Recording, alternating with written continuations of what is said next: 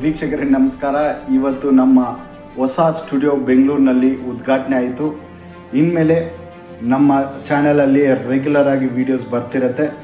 ತಾವು ನಮ್ಮ ಚಾನಲನ್ನು ರೆಗ್ಯುಲರ್ ಆಗಿ ನೋಡಿ, ಲೈಕ್ ಮಾಡಿ, ಸಬ್ಸ್ಕ್ರೈಬ್ ಮಾಡಿ, ಶೇರ್ ಮಾಡಿ ಅಂತ ಕೇಳ್ಕೊತಾ ಇದ್ದೀನಿ.